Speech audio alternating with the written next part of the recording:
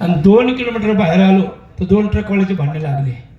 एक तिकडून येत होती अमरावतीकडून आणि एक इकडून चालली होती. ती इकडून जी चालली होती ते डबल फत्तरचे टिप्पर होतं, त्यात लेबर होतं आणि तिकडून येत होता माणूस. तर दोघंच होते ते किन्नर आणि ड्रायव्हर. थोडा धक्का लागला तर त्या याला हुक असतात ना दोरं बांधायचे त्या टिप्परला, कुठेतरी होते ते छोटा ट्रक होता त्याला हुक होते. तर त्याला धक्का लागला आणि दोन हुक मोडले त्याचे. नमस्कार. ते म्हणे आपले नुकसान भरून दे. ते म्हणे ठीक आहे माझ्याकडून झाली काय हरकत नाही. 2 हुक मोडले लोखंडी असे वाकडे. ते म्हणे किती होते त्याचे?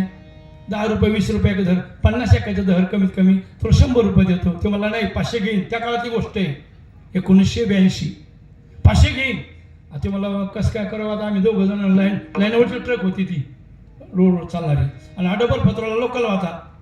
आजोबा दोघांचे भांडणं लागले आणि ते लेबरला बोलले त्यांनी आणि काढले त्यांनी फावड्याचे दांडे त्याला मारायला. त्यावेळेस आमच्या सायकली तिथे गेल्या. आम्ही 3 जण होतो आणि म्हणलं काय चाललं. मग आम्ही सायकली बाजूला उभा केला गेलो. म्हणलं काय चाललं भाऊ काय चाललं. ते ट्रक ड्रायव्हर काय म्हणे बाबा माझ्याकडून 2 हुक्क मोडले गेले यांचे 100 देतो बा. 50चे 100 देतो, 200 देतो वाटल्यास. येऊ म्हणतो 500 देणे आता कुठून देवडे माझं आम्ही दोघंच नाही रोडवर चालणार आहे आम्ही. ते म्हणला अहो म्हणलं भाऊ 2च हुक्क मोडले लोखंडी वाकडे असते ते आणि त्याला इतकं काय बेजार करतो. ते म्हणे तुम्हाला मध्ये तोंड घालायचं काय कोणी सांगितलं. आणि मला माणूस म्हणून बोलला ते बाबा कोणाच्या मध्ये जर चुकत असेल कोणाचं तर काय हरकत आहे बोलायला. तुम्ही तुमचं काम करा म्हणे तुमच्या सायकली पाहणे नाही का. अरे तसं करू नका म्हणलं तुझ्याकडे लेबर आहे त्या जोरावर तू त्याला धमक्या द्यायला लागलास आणि उद्या जर तू रोडवर एकटाच असला ट्रकवर आणि जर कोणाला धक्का लागला लोक तुला मारायला लागले रोडवर पुनराही वेळ येऊ शकते असा विचार करत जा तुझा. तुम्ही शहाणपणा करू नका निघा चाललंय का इथून. आता तुम्हाला बोलू का जरा खरं म्हणजे आता खोटं बोललं असं नाही बरं का. हो ना. आमच्या पिशव्यामध्ये चेनच्या सायकली होत्या आपल्या चैनी 3 फुटाच्या चैनी होता सायकलीच्या. कोणता प्रसंग येऊ शकतो ना. आम्ही रानात राहिले माणसं आहे पेरण्या करायला शेतात नांगर हाणायला राहतो. मग नेलं होतं परमुलखात जायचं बाबा सायकलीवर प्रवास आहे आम्ही नेलं होतं. अंगात ताकद होती वय कमी होतं. त्याला म्हणलं आम्हाला शहाणपण शिकवतो. अरे निघा म्हणलं. आम्ही 3 3 चैनी खायला ही म्हणलं तू आता पुढे ते खोऱ्या दांड्यावाले आण सगळे पुढं पाहतो गंमत. त्याला पाहिलं जरा भारी दिसते ते. तू विदर्भातला आहे म्हणलं आम्ही मराठवाड्यातले. दण काय पाहिजे तुला. बसलं म्हणलं ट्रकमध्ये बैस. मग मला 100 तरी द्या म्हणलं ती दिली त्याला काढून आणि मग ते गेलं निघून पुढं ट्रकवर बीडकडे समजा जालन्याकडे येऊ लागला. आणि आम्ही त्याला बोललो भाऊ म्हणलं असं करत जाऊ नाही जा आता तू. जवळला समजून सांगितलं त्यावर 1 किलोमीटर गाडी पुढं गेली.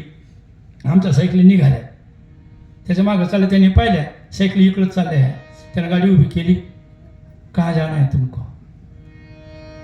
मतलब हम जानने से है कि हमारा गांव है पाचोड़ के पास है. किन्नरला काय मला माहिती आहे का उतर खाली उतर हे 3 सायकली वर टाक चोराठानं बांधून घे. ते म्हणलं या कॅबिनमध्ये बसा. संध्याकाळी घरी पोहोचलो. बाबाची किमया आहे. आपण जर विश्वास ठेवला तर विश्वास तो करी स्वामीवरी सत्ता. काही होऊ शकते. काय नव्हे केले एका चिंतिता विठ्ठले. त्यानं वाटत आम्हाला जीव उभी घातलं आणि 4 दिवसाचा प्रवास आम्ही 2 दिवसातच केला मोकळं झालो. तर आपण त्यांचे शब्द ती ब्रह्मवाक्यम जनार्दना. संत वाक्य जे आहे ते ब्रह्मवाक्यम जनार्दना. आमचं तुमचं कसं आहे तांबट वाक्यम निरंजना. सकाळी एक दुपारी भेटली सकाळी गाडी भेटली भाऊ तुम्हाला 100%. दुपारी दुसऱ्या पक्षी आली 100% तुम्हाला.